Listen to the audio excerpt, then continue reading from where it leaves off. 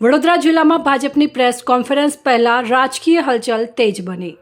વંદે કમલમ ખાતે યોજાનારી આ પ્રેસ કોન્ફરન્સ પહેલા જ રાજકીય દબાણ અને પ્રેશર પોલિટિક્સને લઈને ચર્ચાઓ ઉગ્ર બની રહી છે। વિવિધ રાજકીય વર્તુળોમાં આ ઘટનાને લઈને ચહેલપહેલ સાથે સાથે અંદર ખાને વ્યૂહરચનાઓ પણ તૈયાર થતી હોવાની ચર્ચા છે। સૂત્રો મુજબ સ્થાનિક સ્વરાજ્યની ચૂંટણી નજીક હોવાને કારણે દરેક પક્ષ પોતાનો પ્રભાવ વધારવા પ્રયત્નશીલ છે। ભાજપની આ પ્રેસ કોન્ફરન્સમાં મહત્વપૂર્ણ રાજકીય જાહેરાતો અથવા સ્ટ્રેટેજીસ જાહેર થવાની શક્યતા દર્શાવવામાં આવી રહી છે, જેને કારણે વિરોધ પક્ષો પણ સજાગ બની ગયા છે। રાજકીય વિશ્લેષકોના મત મુજબ આ પ્રકારની પ્રેસ કોન્ફરન્સ માત્ર માહિતી આપવા પૂરતી નથી રહેતી, પરંતુ તે ચૂંટણી પૂર્વે મતદારોને પ્રભાવિત કરવાનો મહત્વનો ભાગ બને છે। તેથી કાર્યક્રમ પહેલા જ દબાણ અને રાજકીય ગરમાવો સ્વાભાવિક માનવામાં આવે છે। હાલમાં સમગ્ર જિલ્લાની નજર આ પ્રેસ કોન્ફરન્સ પર ટકી છે કે જેમાંથી કયા નવા રાજકીય સંકેતો બહાર આવે છે અને તે આગામી ચૂંટણીના સમીકરણોને કેવી રીતે અસર કરે છે। સ્થાનિક સ્વરાજ્યની ચૂંટણીઓના સંદર્ભમાં વડોદરા જિલ્લા ભાજપા દ્વારા બોલાવેલી આ પ્રેસ કોન્ફરન્સમાં ઉપસ્થિત અમારા જિલ્લાના પ્રભારી આદરણીય ડોક્ટર ઋત્વિજભાઈ, મારા વડોદરા જિલ્લાના લોકપ્રિય વાઘોડિયાના લોકપ્રિય ધારાસભ્ય આદરણીય શ્રી વાઘેલાજી, કરજણના લોકપ્રિય ધારાસભ્ય આદરણીય શ્રી અક્ષયભાઈ, મારા સાથી મહામંત્રીઓ, વડોદરા જિલ્લા ભાજપાના જિલ્લા પંચાયત, તાલુકા પંચાયત અને નગરપાલિકાના બિનહરીફ ચૂંટાયેલા ઉમેદવારશ્રીઓ અને તેમના સૌ ઠેકેદારશ્રીઓ, આપ સૌનું અને પત્રકાર મિત્રોનું હાર્દિક સ્વાગત છે।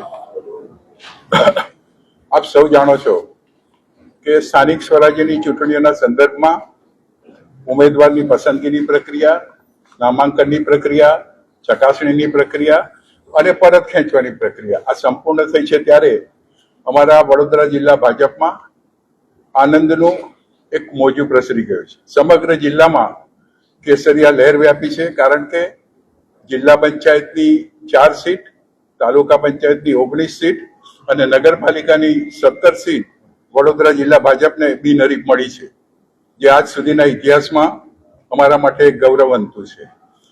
આ માટે જે કંઈ પ્રયત્નો થયા છે એમાં અમારા જિલ્લાના પ્રભારીશ્રી, અમારા સાથી મહામંત્રીઓ, અમારા જિલ્લાના ધારાસભ્યશ્રીઓ અને અમારી જિલ્લાની સમગ્ર ટીમે સંગઠનની જે કંઈ કાર્ય કર્યું છે એને હું ખૂબ ખૂબ અભિનંદન આપું છું।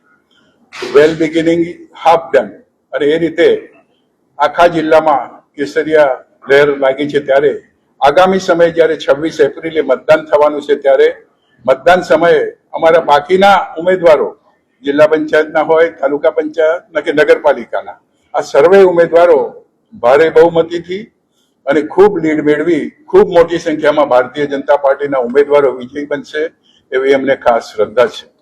કારણ કે સ્થાનિક સ્વરાજ્યની ચૂંટણીઓમાં અગાઉ ભારતીય જનતા પાર્ટીનું બોર્ડ જિલ્લા પંચાયતમાં, 8 તાલુકામાં અને નગરપાલિકાઓમાં હતું। એમણે ખૂબ સુંદર વિકાસના કાર્યો પણ કર્યા છે, એની લાભ પણ અમને મળવાનો છે। તદુપરાંત સ્થાનિક સ્વરાજ્યની ચૂંટણીઓ તો છે જ, પણ અમારે કેન્દ્રમાં આદરણીય નરેન્દ્રભાઈ મોદી સાહેબના નેતૃત્વમાં જે કેન્દ્રની સરકાર કાર્યો કરે છે, ગુજરાતમાં મૃદુ અને મક્કમ ભૂપેન્દ્રભાઈ પટેલની સરકાર જે કામ કરે છે, એમણે જે વિકાસના કાર્યો કર્યા છે, એમણે જે કલ્યાણકારી યોજનાઓ મૂકી છે, એમણે કલ્યાણકારી યોજનાઓ ગરીબોને અનાજ દ્વારા જે ભૂખ્યા લોકોનો જઠરાગ્નિને શાંત કર્યો છે, જે લોકોને છેવાડાના માનવીની ચિંતા કરી છે, એનો લાભ પણ ભારતીય જનતા પાર્ટીના ઉમેદવારોને મળવાનો છે। અને તેથી મને વિશ્વાસ છે કે અમારા ભારતીય જનતા પાર્ટીના ઉમેદવારો ખૂબ મોટી સંખ્યામાં અને ભારે મોટી લીડ મેળવી અને વિજય બનવાના છે। આપના મીડિયાના માધ્યમથી હું સૌ જનતા જનાર્દનને વિનંતી કરું છું કે એમણે જે અત્યાર સુધી અમારા ઉમેદવારોને પ્રચંડ જન સમર્થન આપ્યું છે, એવું જન સમર્થન આગામી સમયમાં પણ ચાલુ રાખી અમારા સર્વે જિલ્લા પંચાયત, તાલુકા પંચાયત અને નગરપાલિકાના ઉમેદવારોને વિજયી બનાવે એ જ શુભેચ્છા। અસ્તુ, વંદે માતરમ, ભારત માતા કી જય। અત્યારે અમારા ઉપસ્થિત સર્વે બિનહરીફ ઉમેદવારોને પણ ખૂબ ખૂબ શુભેચ્છા પાઠવું।